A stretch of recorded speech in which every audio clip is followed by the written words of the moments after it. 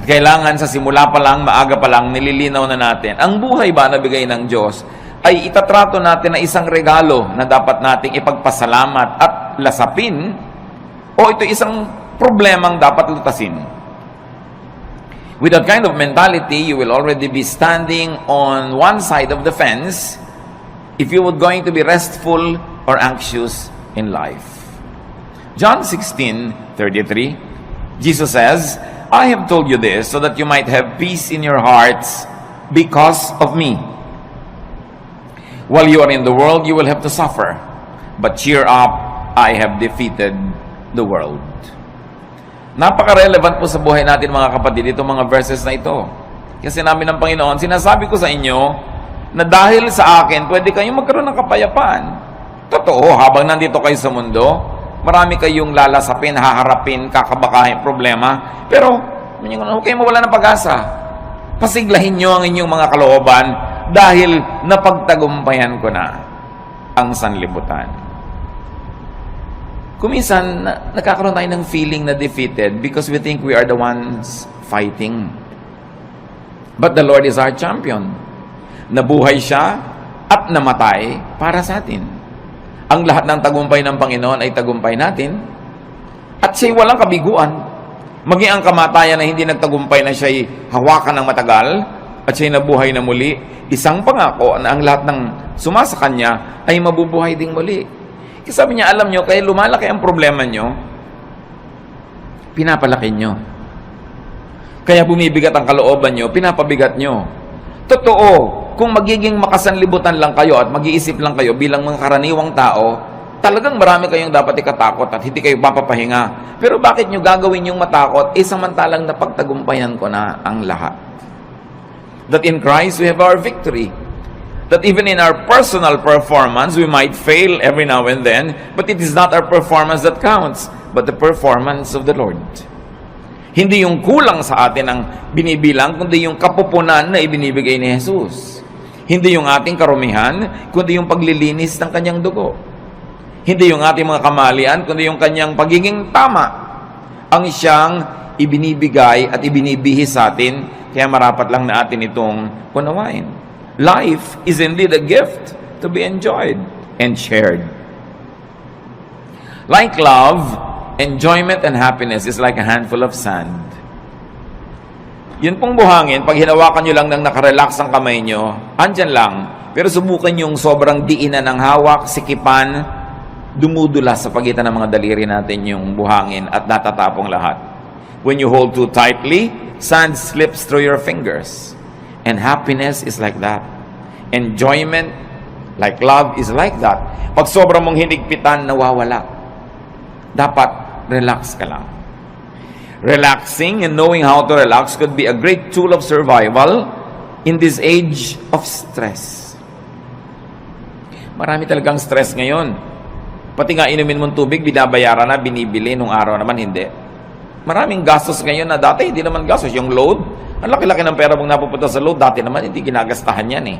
Marami talaga. Pero marami ring blessing na available. Kita nyo naman, nagsusurvive ang lahat. Life is even better. So how to rest and relax, or how to live really, is our topic. And how do you do that? Do not hurt yourself. Marami pong mga tao nasasaktan, kaya lang hindi nila alam sila ang nananakit sa sarili nila. Kaya kailangan matanggal yung takip ng ating mata at mabunyag yung katotohanan na madalas tayo ang may likha ng mga nananakit sa ating sarili. You've got to identify and define your self-inflicted pains. Parang yung nagpepenitensya, siya ang nag-aapanhampas sa sarili niya. Siya ang nagsusugat at nagsasakit sa sarili niya. Marami mga tao ganun ang ginagawa nila sa buhay. Although, hindi kasi tayo laging conscious. Ano-ano po ang mga self-inflicted pains? Kasi kung meron kang tatanungin, gusto mo bang saktan ang sarili mo? Ang sagot natin, siyempre hindi. Ba't ko sasaktan ang sarili ko? Gusto mo bang lagyan ng asido ang loob ng puso mo? Ba't ko lalagyan? Puso ko yun. Gusto mo bang pahirapan ang sarili mo? Of course, I will not do that. But the truth is, many of us do it. Ano po yung mga pahirap na tayo rin ang may likha? Jealousy. covetousness, and greed. They hurt. Napakalaki ng sugat, hirap, pasanin na ibinibigay sa atin kung tayo ay nagsiselos, naghahangad ng hindi atin, naiinggit, o nagiging sakim. Oras na meron kayong kinakainggitan, pinagseselosan, hinahangad na hindi naman ninyo, pinapahirap nyo inyong loob. Yung merong mana ang kapatid mo, gusto mo maging sayo rin? Yung merong magandang damit ang iyong kapwa, imbes na matuwa ka at maganda yung nakikita mo, maiinggit ka pa? Yung hindi na sayo, pinipilit mo pang maging sayo, gagawa ka ng mga tricks, gagawa ka ng mga kasinungalingan, para maging sayo yon. Ang hirap mag-maintain ng kasinungalingan. Ang hirap gumawa ng mga tricks. Ang hirap maging parang gagamba na gumagawa ka ng sapot para yung dumadaang mga lamok biglang mahuli at kakainin mo na siya. But if you are greedy in life, if you're ruled by greed, you will never relax. Because you're forever inventing schemes. Gagawa ka ng mga paraan kung paano maging iyo ang hindi iyo. Kung paano aagawad yung mga tunay na mga may-ari. Kung paano sisiraan yung ating mga kinakainggitan. Self-inflicted pain yan. At gaano karami sa inyong high blood pressure, gaano karami sa mga cancer ng katawan natin na nagmula sa sobrang pahirap natin dahil pinapahirapan natin ang sarili. Dapat tulog ka na, hindi ka patulog. Dapat payapa ka, hindi ka payapa. Dapat nag-e-enjoy ka, naiinis ka, naiinggit. You harm your body. At pagpatuloy natin ginagawa yon, yung mga maliliit na mga laso na yun na iniipon natin sa ating katawan, nagiging sakit. Ang tatamaan yung mga pinakamahinang parts of your body, so doon magmamanifest yung mga sakit. Pero ang totoo nyo, nagsisimula sa isip mo yan. Nagsisimula sa iyong espiritu. Kaya sinasabi nga, mind over matter. Halimbawa, yung mga taong sobrang magsikap, talagang nagpapakamatay, nagkakandara pa para laging panalo, para laging mas maganda ang gawa niya, mas mataas ang score niya, mas kahanga-hanga ang kanyang performance. Gaano karami doon ang dahil lang sa inggit? Sabi sa Ecclesiastes 4:4, "Then I realized that we work and do wonderful things just because we are jealous of others. This makes no more sense than chasing the wind." Si Solomon nagsasabi na pagtanto ko na ang dami nating ginagawang kadakilaan, ginagawa lang natin dahil inggit tayo sa iba. At gusto nating maging mas dakila tayo. Halimbawa, although hindi ko naman talaga alam ang intensyon ng mga gumawa nung malaking pinakamataas na building sa Dubai. Ang taas ng building para lang masabing nasa kanila yung highest building in the world. But what is the context of a tall building, for instance in Manhattan, in New York? Kasi wala nang space, itataas ba na itataas yung building mo? Kasi wala nang space. Pero sa Dubai, na ang lapad-lapad ng disyerto, na kahit ihiga mo yung building, ang haba-haba, everything is first floor, ang ginhawa sa lahat, pwede dahil may space, ba't mo tataasan para ka lang maging tallest building in the world? O ano nangyari sa kalagitnaan ng proyekto, bumagsak ang ekonomiya, so ngayon, kinailangang iligtas sila ng kabilang state para matuloy yung project, napalitan yung pangalan. So, ano pa ang mga pinagagagawa natin? Halimbawa, yung mga estudyante, bakit marami sa mga magulang tinutulak ang anak na tumaas ang grade? Dahil gusto ba nating tumalino siya? O dahil gusto lang nating matalo niya yung isang kakompetensya sa grade? Bakit kailangan ang laki-laki ng TV mo? Ang liit ng bahay, lampas na yung TV sa dingding, nakikita na ng kapitbahay yung gilid. Bakit kailangan? Kasi malaki yung TV ni Kumare. Bakit kailangan mas malaki ang hikaw mo? Dahil ba talagang yung tenga mo kailangan niyang paglambitin ng mga mabibigat na hikaw? O mayroon kang kakompetensya. Bakit kailangan mas maliit ang baywang mo? Marami tayong ginagawa mga kapatid, pahirap sa sarili just because we're competing with other people. So sabi ni Solomon, vanity, meaningless. Isang pagpapahirap sa sarili na hindi kailangan. Isa pa bang pagpapahirap natin, fatigue. Fatigue hurts. Too much work is painful. Ang dami mga tao sobrang magtrabaho, tapos ang konti lang naman ang nabe-benefit nila doon sa tinatrabaho nila. At the end of the day, sila yung lugi.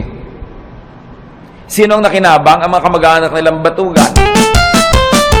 Mga kamag-anak nilang tamad, hindi nag-iisip, saan kaya ako kukuha ng ganitong gagastusin, ano kaya ang gagawin ko, pero at the end of the day, nagkakaroon din dahil kahit nagger ka, kahit nagagalit ka, bibigyan mo rin. So, ikaw si lugi. Kaya lugi sa buhay yung mga OC, yung mga obsessive-compulsive, linis ka ng linis, as iba dumi ng dumi. Hindi ko alam hanggang ngayon, hindi pa po ako decided kung tatawagin kong blessing yung mga taong walang pake. Yung may baha, walang pake. Tulog. Yung bukas may gastusan, walang pake. Pero at the end of the day, nabuhay din sila ng 70, 80 years old, masaya pa sila. Kaysa ikaw, worry ka ng worry, isip ka ng isip. At ang nangyayari tuloy, dahil mahilig ka mag-isip, ikaw tuloy ang sasagot sa mga gastusin niya. Kasi ikaw yung responsible. But is that the way to live? Do you want to be like that? You've got to let go of some things. Going against your conscience for the sake of gain hurts. Gaano karami, mga kapatid, ang ginagawa natin na labag sa ating budhi? Siro, ginagawa mo para lumaki ang iyong kita, o para mapalapit ka sa isang taong pinupuri mong ang totoo, nandidiri ka sa kanya. Ginagawa mo, pero naiinis ka sa sarili mo at ginagawa mo yon. So, ba't mo ginagawa? Yung bang gain na mapapala mo doon is more than the loss. Pag kinompare mo yung napala mo at yung lugi mo, na nahirapan ng iyong loob, napagod ang loob mo, nakakasira ng kalusugan. Nakakasira ng sarili. Ano pa po ang mga pahirap natin sa sarili na hindi natin nare-realize? Strained personal relations. They hurt. Tuwing meron tayong kaaway, kagalit, and we maintain this kagalitan, hirap tayo. Dahil kahit matigas ang loob mo, kahit ka pa nagtatapang-tapangan, aminin mo, mas gusto mo naman friendly yung atmosphere. Mas gusto mo naman na kabati mo yung kagalit mo ngayon. Mas gusto mo naman na love ka niya kaysa hate. Kahit nagpe-pretend ka pa that you don't care, you care. Why? Because the Spirit of God lives in us. And that Spirit is hurt whenever things are wrong.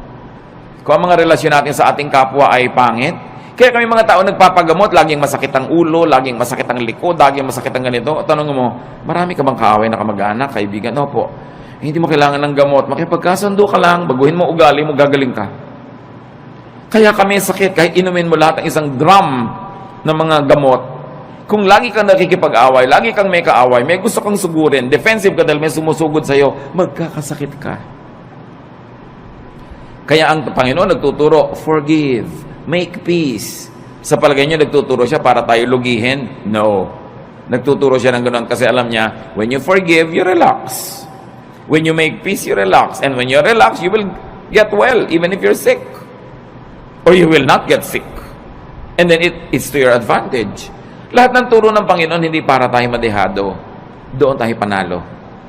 Ang tulo ni Satanas, yun ang mahirap. Yung dapat ikaw ang panalo. Talunin mo siya. Dapat mas pataas ang score mo. Dapat mas mayabang ka sa kanya. Dapat mas malakas ka. Hindi ka mapapahinga. Pag lagi ka nakikipag-compete. And these are usually the burdens of and deception in highly professional vocations or in competitive endeavors. Yun ang pinag-usapan natin. Kaya nga kuminsan meron tayong kapatid o pinsan na masyadong baliwala, yung sobrang bahala na, sobrang hindi siya nag-aalala. Ang totoo, mas minsan humahaba pa yung buhay niya kaysa sa'yo. Siyempre, ayaw naman natin maging ganon. Pero meron tayo kahit konting dapat matutunan doon sa mga taong marunong magsawalang bahala paminsan-minsan. Kasi pwede mong punuin ang buhay mo ng puro takot. Pero anong mapapala mo? Obserbahan nyo sa aeroplano, pag magte-take off, iba-iba reaksyon. Meron talagang yung naninigas ang panga, nananalangin ng hindi matapos-tapos. Minsan magdalangin ka ng isang beses, tapos tama na. Ba't walang patid? Para ka na lang laging natatakot, nagte-take konting tagtag ng aeroplano, takot at takot. Meron naman, kain ng kain, may natutulog. So, if pare-pareho rin yung darating, kung 1 oras kayo sa loob ng aeroplano, o 5 oras, o siyam, pare-pareho rin naman kayong lalabas sa aeroplano na yung pag nag-landing, pero ikaw hindi ka nag-enjoy kung warrior ka. Because it's in your mind. Kaya nga po sabi ko sa mga laging natatakot, to myself included sometimes, when you get tempted to be afraid, may kilala ka na ba? Personal na kilala mo na namatay dahil sa plane crash? Wala pa akong nastatong na yes ang sagot. May kilala ka nang namatay dahil nabundol ang tricycle. Meron. Meron kilala ka nang namatay na nasa kama lang, binangungot, namatay. Meron. May kilala kang nasa ospital, naliligid ng mga doktor, namatay. Marami. Yung pala, mas marami doon. Di mas matakot ka matulog. Mas matakot ka maglakad sa kalye. But magsasakay ka, takot na takot ka because you're psyched yourself up to be afraid while flying is the safest way to travel. So it's all in your mind. Ba't mo papahirapan na yung sarili? Kung pwede ka naman mag-relax. And besides, kahit mag-worry ka, makokontrol mo ba yung hangin, yung aeroplano? No. So meron tayo dapat na punto na pwede tayong magsawalang bahala. Total, wala ka rin naman magagawa kahit sikapin mo na bahalain mo yun, hindi rin pwede. Worry hurts. When you worry so much. So do not worry. Do not play God. Ano po ang kinalaman, mga kapatid, ng worrying and playing God? Making things work is God's role. Yung hindi mo control, katulad nun, lumilipad ka na, hindi mo control yan eh. So, hayaan mong God ang mag-isip doon. Colossians 1:17, God's Son was before all else, and by Him, everything is held together. Sa pamamagitan ng Diyos Anak, ang lahat ng bagay ay nagkakakapit-kapit, nagkakalakip-lakip, umaandar ang mundo, umaandar ang sinukob, umaandar ang creation dahil sa Diyos Anak. Hindi dahil sa iyo. So kung meron dapat mag-worry how to make things work, siya, hindi ikaw. Ang dapat mo lamang gawin, yung papel mo.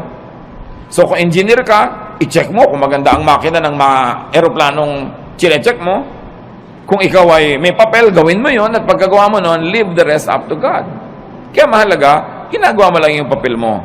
Sabi nga ng Desiderata, the universe is unfolding as it should.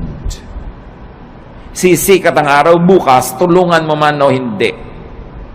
At lulubog yun bukas ng gabi, pigilin mo man. Aandar ang lahat. Mag-global warming kung kailangan mag-global warming. Magkakaroon ng bagyo at aalis din ang bagyo. Babaha at huhupa ang baha. Lahat pa, ulit-ulit lang na mangyayari. Hindi mo yung problema kasi hindi ka ang Diyos. Ang problemahin mo lang yung munting daigdig where you move, where you can make a difference, and then leave the rest up to God. Sabi ng Jurassic Park, life finds a way. Mga magulang, nag-aalala tayo, naku, yung anak ko aaten ng picnic, baka mahulog. Mangangunyapit yun.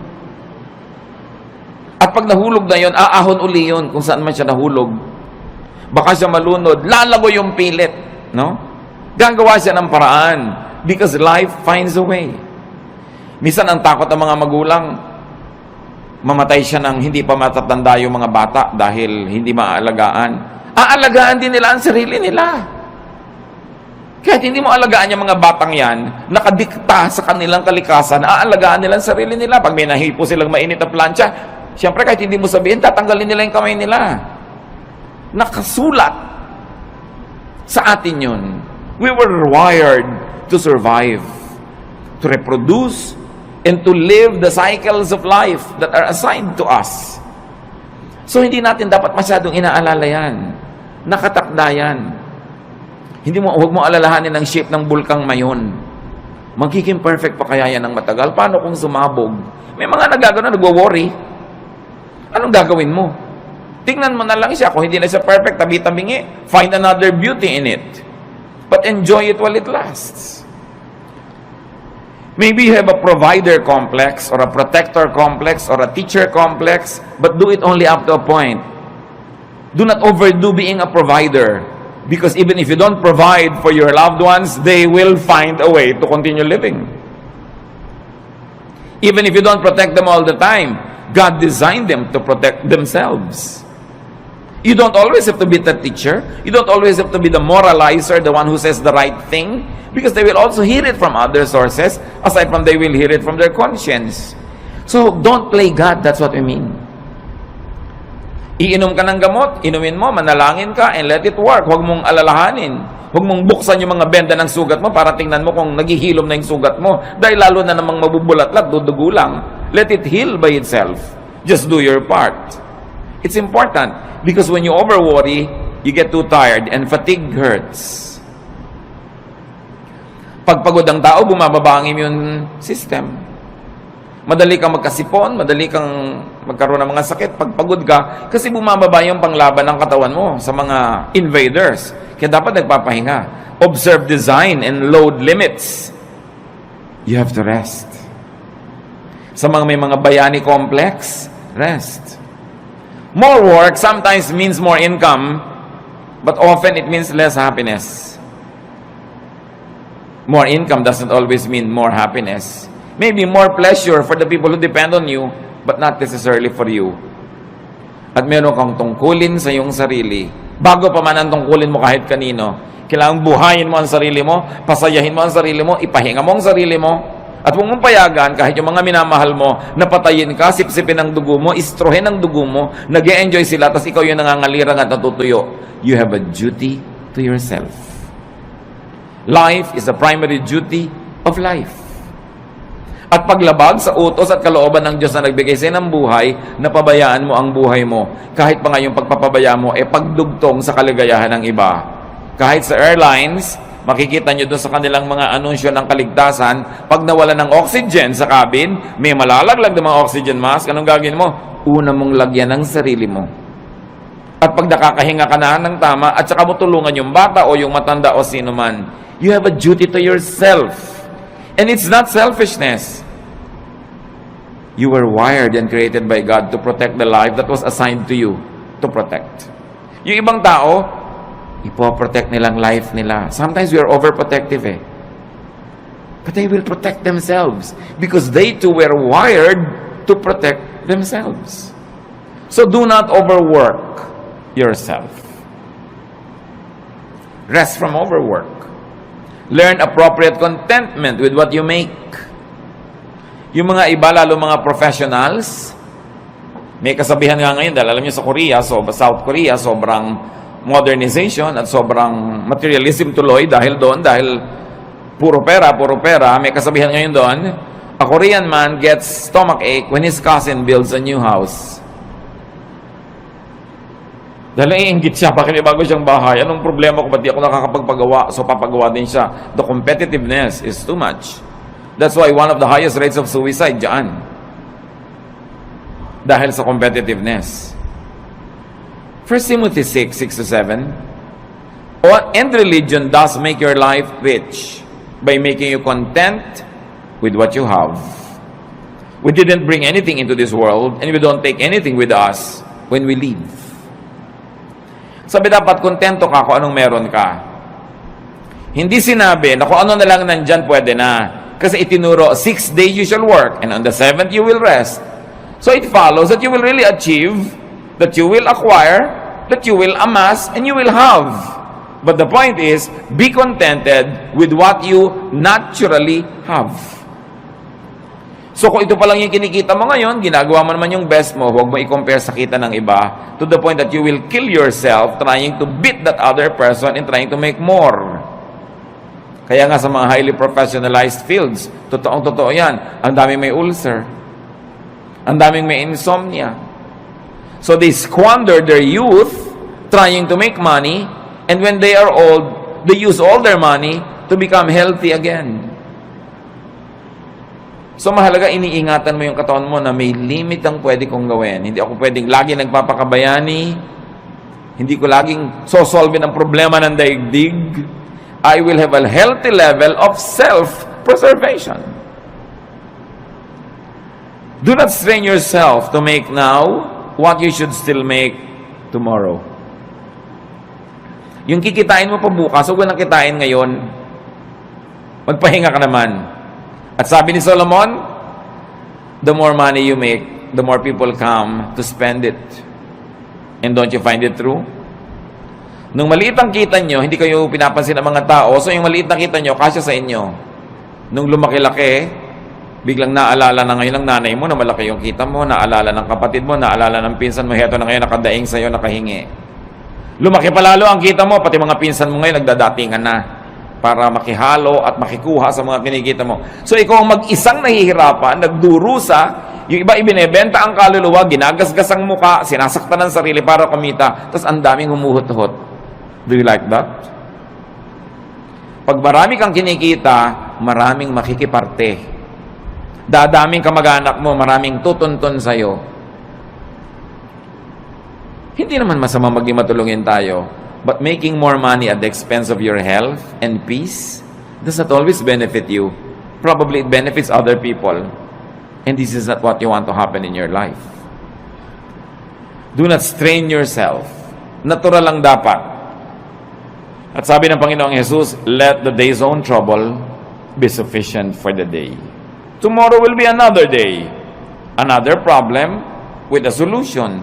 Do not try to solve the problems of tomorrow with today's solution, because today's solution is only for today's problem. Parang yun ding pera mo, for today lang yun, so spend it. Paano bukas? Tomorrow, you will earn again, and you will spend for tomorrow. But when you spend your income now for what you will still have to spend on today and tomorrow, kulang. Kaya dapat, hindi rin natin pina-pass forward ang expense. Don't spend more than what you earn. And you should be responsible in handling your money. Kasi, para hindi ka ma-stress. At, para hindi ma-stress ang mga mahal mo sa buhay. Kasi kung minsan, sobra kang relaxed. Kaya namang pala nagkakaganon, ang sobrang nahihirapan, yung kasambahay mo. Magkakapera ka, gagastahin mo sa walang kwenta. Pagdating ng bill ng kuryente, ng tubig, itong kasambahay mo nagbabayad. So, ang pinag-uusapan natin mga kapatid is how to rest and also how to let your loved ones rest. And that happens only when you are responsible. So, responsible enough tayo. Do not be overly competitive, but don't also be overly sacrificing for others. Yung sobrang pagsasakripisyo para sa kapwa, hindi yan turo ni Jesus. Turo lang yan na simbahan kumisan. Mark 6:31, a very interesting episode in the Lord's ministry.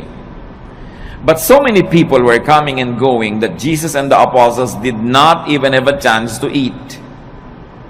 Then Jesus said, let's go to a place where we can be alone and get some rest. Sasabihin ba, very un-Jesus yata? Ang daming tao na kailangan ng pakainin.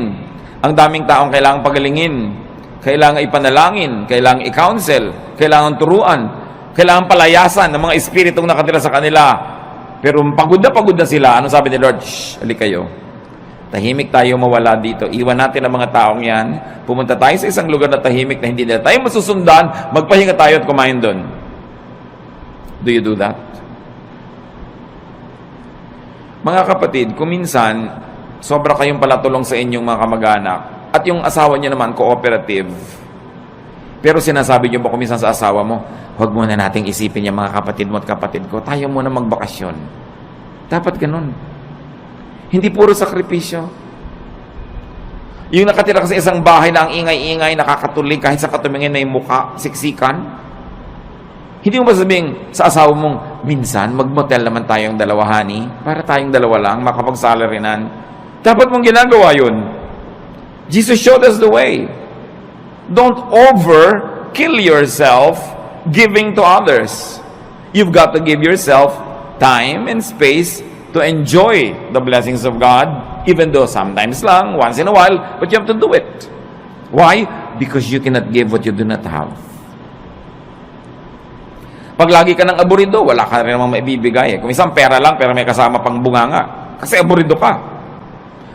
Minsan nagbabantay ka nga sa pasyente, pero kulang na lang, hulog mo siya sa kama. Kulang na lang, hagisan mo ng juice niya. Kasi pagod na pagod ka nakababantay. So pwede mo sabihin, mga kapatid, kayo naman magbantay sa nanay, pagod na ako, mainit na yung ulo ko pati sa kanya. Why? Because we have limits. So huwag nating sobrang pagodin din ang kapwa natin. Sa mga families, kung minsan unfair eh. Yung nag-aalaga sa magulang, yung isa lang napa-assign, dapat take turns. Para fresh ka.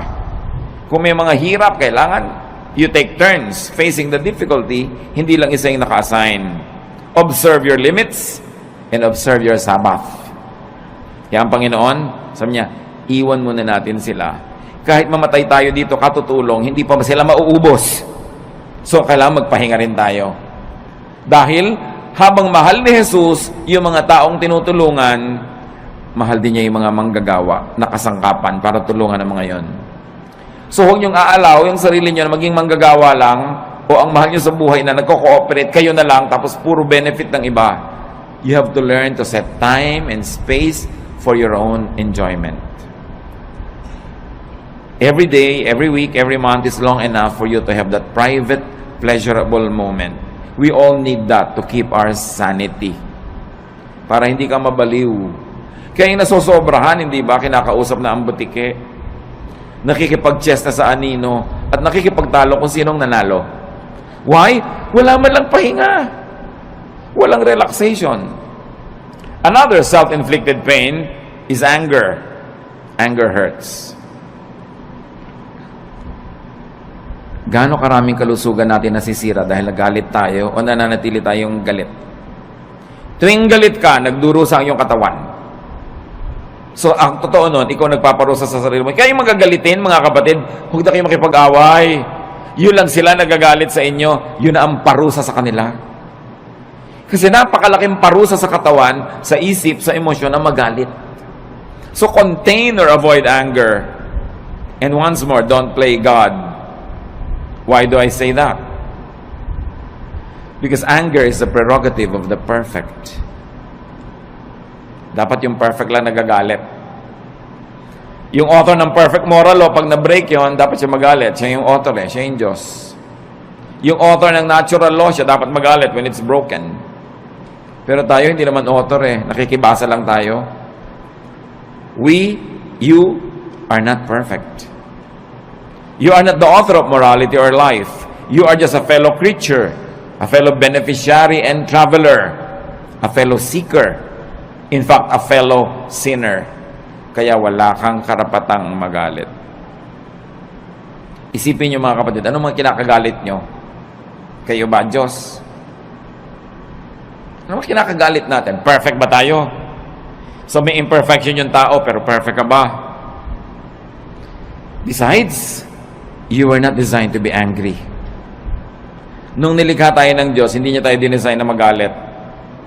Kaya pag nagagalit tayo, we go out of the design, we destroy the intentions of the manufacturer, and at the end of the day, we destroy ourselves. Hindi bagay sa atin magalit, hindi tayo dapat nagagalit. Your bodily system goes awry when you get angry. Nagkakasira-sira, nagkakawasak-wasak ang nervous system, electrical and chemical balances of your body naiiba pag nagagalit ka. Kaya mga ibang nagagalit, they become, sabi nila, temporarily insane. Nakakapatay. Traffic altercation, nakakabaril ka ng kapwa, tapos makukulong ka forever. Dahil lang nagalit ka. That's why galit should be controlled. And your bodily system, including your soul, gets damaged when you stay angry. So, dapat hindi magalit, at tapos kung nagalit na, dapat hindi tagalan. Kaya ang sabi sa Bible, do not go to bed while you're still angry. Do not let the sun go down on your anger, which means, huwag mong patagalin yan. Pero yung merong nagdaramdam sa inyo, 7 taon na, gusto niyo bang tumapa kayo sa tamtax at huwag niyong alisin sa talampakan niyo ng 7 taon? Ito yung naglalakad kayo, kumikirot, dumabaon, nagnanana. Higit pa ron pag meron kayong galit na kinikimkim sa puso. Dahil hindi lang talampakan na naapektuhan. Naapektuhan ang inyong puso, ang inyong isip, ang inyong emosyon, relasyon sa kapwa, relasyon sa Diyos, kalusugan. It is foolish to remain angry. So, don't remain angry dahil kayo banal. Pero kung hindi kayo banal, at least be intelligent. Still don't be angry. Because it's not good for you. Huwag kayong magkimkim ng mga sama ng loob. Ibulalas nyo kung kailangan ibulalas o ipatawad nyo na lang, pero huwag niyong kimkimin. Huwag niyong kimkimin. Nararanasan nyo na ba na mapapadighay kayo, hindi nyo maidighay-dighay? Di ba? Ang hirap kimkimin. Subukan nyo magkimkim ng sinok. Ang hirap. At yung mga kinikimkim pa natin, mga kung ano mga sama ng loob, may LBM kayo, kinikimkim nyo, ayaw nyo ilabas, ano mangyayari sa inyo? Di ba? Alam nyo mangyayari sa inyo? Masahol pa ron ang galit. But Satan is so deceptive that we don't realize that simple anger is destroying us. Pag nakita mo yung tao, tumataas ang presyon mo. Pag naalala mo siya, nawawalan ka ng ganang kumain. Baka maging violente ka pa. Lugi ka. So rest and relax. Rest your body, your senses, with pleasure and beauty. Kaya kailangan natin ng kagandahan. Kailangan natin ng kasiyahan. Observe the human body. It's really a fun machine. Pag tinignan mo ang bawat bahagi ng iyong katawan, it's a fun machine. It was designed for sensual experience, which religion demonizes, but the law of nature is the purest law of God.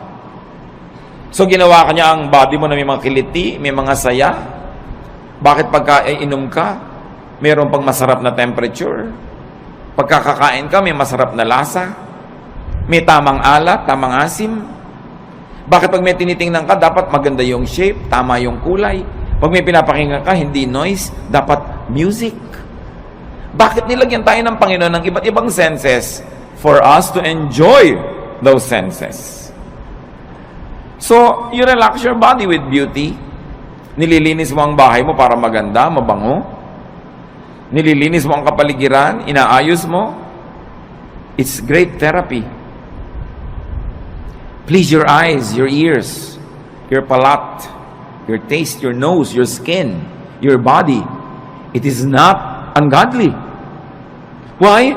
Because our spirit lives in this body. Kung ang gusto ng Panginoon, spirito ka na lang, di dapat sumakabilang buhay ka na. Tanggalin na yung spirito sa katawan. Pero inaalagaan natin yung katawan. Akala ng iba, pag relihiyoso ka, ini-ignore mo yung katawan mo. Taking care of your body is one of the highest forms of spirituality. Because your body is a gift from God. It is even called temple of the Holy Spirit. Do you want the temple to be ugly? Do you want it to be disorderly? That's not what you want for your temple. Psalm 139:14, and I praise you because of the wonderful way you created me. Everything you do is marvelous. Of this, I have no doubt. So people will be people. Humans will be humans. And it's not wrong to be human because we were created to be so. Do not pit spirituality against sensuality. Ang tunay na espiritualidad ay hindi puro pagtitimpi at pagde-deny ng senses mo. Inilagay yan for your enjoyment. It is a gift. And in fact, the senses are also doorways to the spirit. Marami mga sensual experiences nagiging pinto para pumasok ka sa spiritual world. Halimbawa, ang ganda-ganda ng worship singing. Di ba nadidinig yun ng tenga? But because you hear it and it's beautiful, you are transported in a spiritual way to the point that you say, I heard God. I saw God. I felt God's love. I was ministered to. Na-bless ako. Tenga pa lang yun. Kaya napakalaking krimen sa mga musicians sa church na hindi nagpa-practice. Kasi paano mo ita-transport yung mga tao to a spiritual level kung tunog mo palang nayayamot sila dahil mali? So imbes ikaw makalimot sa sarili, padala ka sa spiritual level, hindi ka makalimot-limot dahil kita mo, dinig mo yung mali. Nagiging critical ka patuloy, nagiging palapit ka, nagkasala ka pa. Pero kung maganda talaga yung music. There was a long stretch in my spiritual life na ang talaga nagdala lang sa akin mga kapatid ng choir. Kumatin ako ng church na yun ng kung ilang taon. Nung isang attendee ako, bihira naman ako talaga mag-bless sa message. Boring talaga. Bihira talaga ako mag-bless. Ito namingit ako pero inaabangan ko lang yung kanta ng choir. And that sustained me for a long time. Kasi now food for me. But can you imagine kung maganda na yung kanta ng choir, maganda pa yung message, mabait pa yung kapatiran, mabango pa yung church, maayos pa lahat.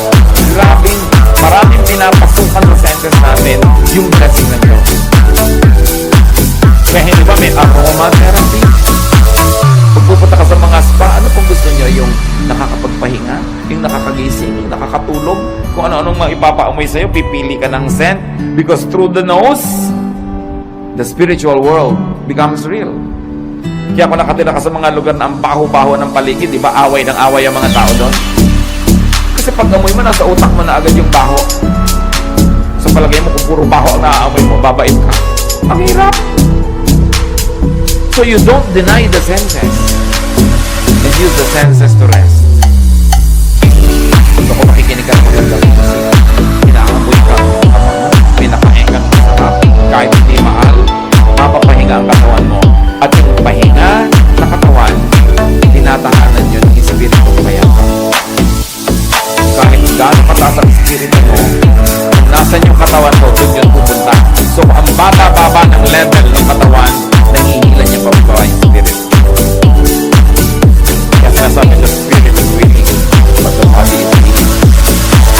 So the body has to be strengthened with pleasure, with rest, with cleanliness, with righteousness. So indulge your senses. It's an act of union with your Maker. Kung gustong makipagniig sa atin ng Diyos, diyan siya pumapasok sa mga pinto na yan. Sa senses natin. Sa ating brain. Kaya yan ang maraming paraan para tayo magkakonekta sa Spirit. Your body, after all, is a temple of the Holy Spirit. Ecclesiastes 8:15. So I think we should get as much out of life as we possibly can. There is nothing better than to enjoy our food and drink and to have a good time. When we can make it through, then we can make it through this troublesome life that God has given us here on earth. Ano sinasabi ni Solomon na pinakamatalinong tao sa lahat? You must get the most out of life. You must get the most pleasure. You must get the most fruits. Eat the best when you can. Listen to the best. Have the best. Sabi niya, there is nothing better than to enjoy good food, a good drink, a good time. Why? Because life has a lot of troubles. It had a lot of troubles, it's having a lot of troubles, and it will present a lot of troubles. Iba na yung pinatatag ka na ng napakaraming magagandang karanasan, pampatibay sa'yo, pagka ikaw ngayon ay pinupukol, binabato, itinutulak, ginigiba ng mga pangit na karanasan, meron kang pagkukunan sa iyong alaala ng mga masasarap na mga kanaalaala, payapang mga moments in your life, and it will strengthen you.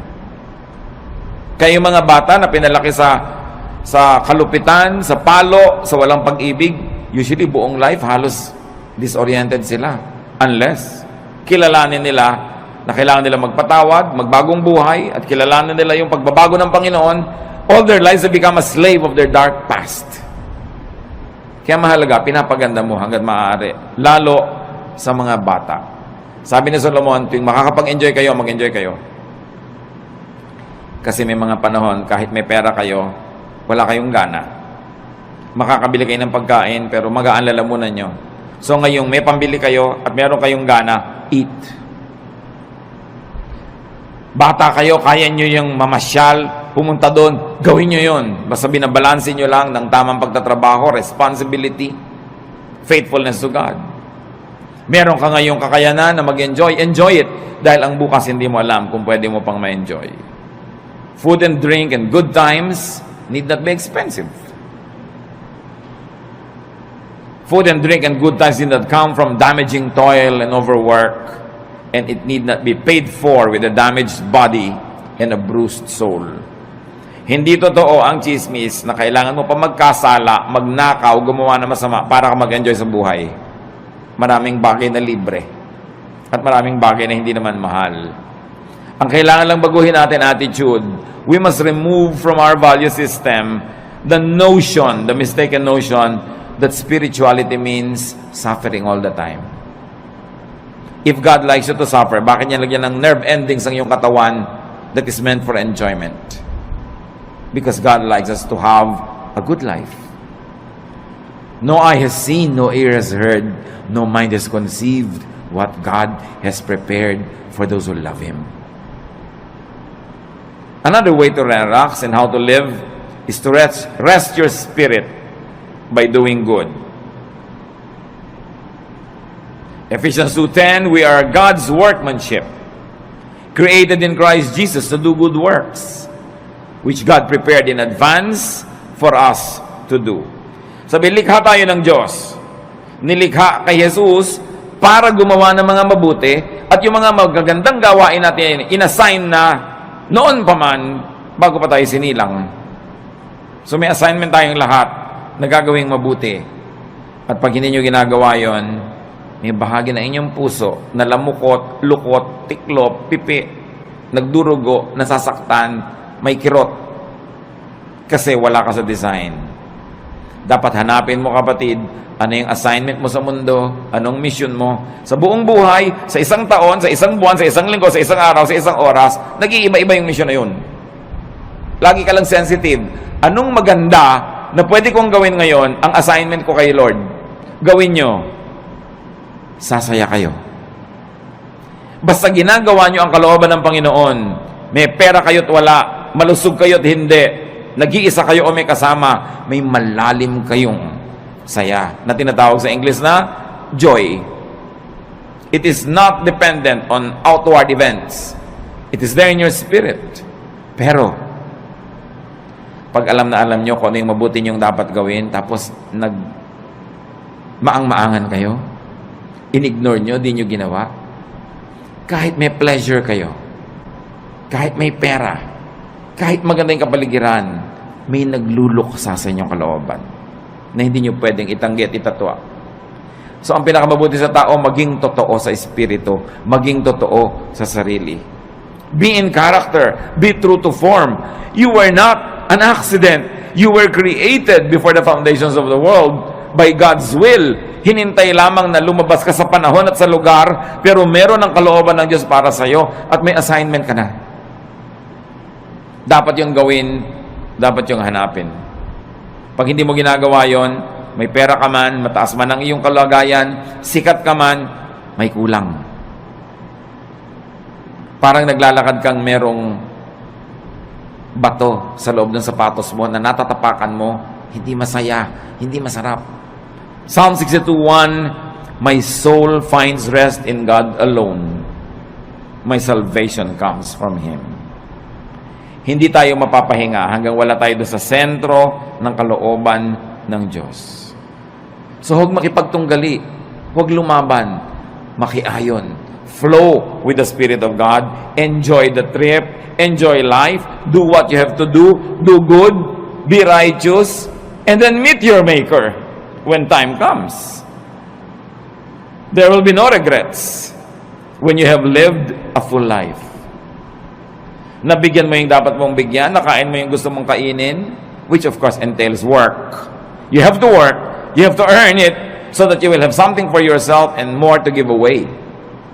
Kasama tunay na espiritualidad ang pagtatrabaho, yung pagiging responsible, but don't be overly responsible because you will only be full of stress. Marunong ka dapat magsara ng dapat isara, lumimot ang dapat limutin, magpatawad ng dapat ipatawad, para nakapahinga ang iyong kaluluwa. Pero mahalaga, punuin ang buhay ng mabubuting gawa. Revelation 20:12, I also saw all the dead people standing in front of that throne. Every one of them was there, no matter who they had once been. The book of life was opened.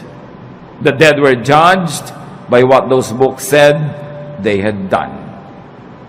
So lahat ng ginawa natin, ginagawa, gagawin pa, nakalista, at magiging basihan ng final judgment. Doing good places you in the path of God's blessings. Doing good gives balance and peace. Halimbawa, mga kapatid, nalilito kayo, gagawin ko ba mabuti o yung hindi mabuti? May masama sa akin, gagantihan ko ba ng mabuti o ng masama rin? Huwag na kayo malito. Gawin nyo na lang yung mabuti. Because God is a perfect accountant. Marunong siya mag-debit, credit, balance. Halimbawa, meron kang ginawa ng mabuti na hindi mo naman dapat gawan, sumobra. Sa palagay nyo, hindi ibabalik sa inyo ni Lord yung sobra. Pero meron kayong dapat gawa ng mabuti, pero kulang ang ginawa nyo. Sa palagay nyo, hindi kayo sisingilin. Kumuha ka na lang ng tama. Huwag kang mag-alala na sumobra yung tama. Kasi, credit yon. Pwede ngayong itapal sa mga marami mong kulang sa buhay. Kaya sabi, just love. Keep loving people. Because love covers over a multitude of sins. Maging maibigin ka. Dahil yung pagiging maibigin, nagiging pantakip sa maraming kakulangan sa buhay. At pag pinag-aralan nyo yung word na pwede mong itanong, sino yung natatakpan ng pag-ibig? Yung iniibig o yung umiibig? Pareho. Pag tinignan niyo yung Greek word na ginamit doon, pwedeng gamitin both ways. Na pag maibigin ka, yung pag-ibig mo, natatakpan yung pagkukulang ng taong iniibig mo. At di ba totoo? Pag mahal nyo yung tao, pagtatakpan ng pag-ibig nyo yan eh.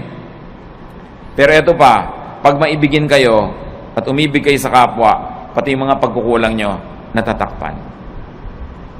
That's why love is the answer. And you know the other side of it, the opposite, hatred. Why hate when you can love?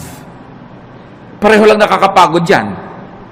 Parehong kailangan mo investa ng emotion, ng kilos. Mas nakakapagod pa nga to hate. Pwede kang sumimangot, pero pwede ka rin ngumiti. Mas maraming muscle ang ginagamit pag naninimangot, kaya mas tatanda ka. So ngumiti ka na lang. Why do wrong when you can do right? It's not even a choice. It is so obvious that it should not even be a choice. So doing good places you in God's blessings. And doing good is powerfully therapeutic. Dumarating yung panahon, mga kapatid, na naiinip kayo, nalulungkot, nababagabag, na-stress, kaka-nervous breakdown, nagkakaroon ng panic attack. Do good. Therapy yun. Kesa mag-book mo kayo sa bahay, mainip, maghanap kayo ng magagawa para sa kapwa na mabuti. At sa pagbuhat nyo ng mga bigatin ng buhay nila, nakalipas ang maghapon, hindi nyo napansin, pati yung sarili nyong bigatin, nailampas na rin na itawid. Always do good. So rest and relax. Ecclesiastes says there is a time for everything. Work correctly, rest correctly, plant and harvest what you plant, and enjoy the harvest and share the harvest with people. In being kind, don't be unkind to yourself. Allow and let and help others rest and relax. Huwag niyo lang po i-apply sa sarili niyo yon. Dapat din kung may duty ka, gawin mo yung duty mo para yung kapwa mo makapag-relax din. Pag mga bantay kayo, hindi ka nagbantay, di doble ang trabaho ng iba dahil yung pagpapabaya mo, kailangan nilang takpan. Mag-asawa kayo, responsable ang lalaki. Pag irresponsable yung babae, yung lalaki has to work double. Napapagod siya kasi nagpapabaya yung babae. Ganon din yung lalaki. Pag lalaki ka, hindi ka responsable, hindi mo ginagawa ang tungkulin mo, inoobliga mo yung asawa mong babae na siya ang gumawa ng dapat ikaw gumagawa. And it's unfair, it's unkind, and it will get back to you. Hindi ka man gantihan ng asawa mo, gagantihan ka ng langit. Again, because God is the greatest accountant. Debit, credit, balance. Magbabayad at magbabayad ka.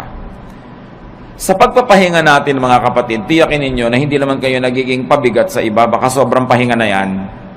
Kailangan responsible ka. And you must let others rest too by being responsible. Ama namin sa langit, salamat sapagkat pwede kami magpahinga. Maraming dahilan para kami mabahala, maguluhan, malito. Pero may isang dahilan para kami makarelax. At kayo yon. You are our God. You are our Creator. You're the author of life. You're God of heaven and earth. And you love us. Because of that, you guide us, you teach us, you correct us, and you balance our lives. Turuan niyo kami, Panginoon, na gawin ang dapat namin gawin bilang nilalang at magkaroon kami ng wisdom na ipasa inyo yung para sa inyo na siyang lumalang sa amin.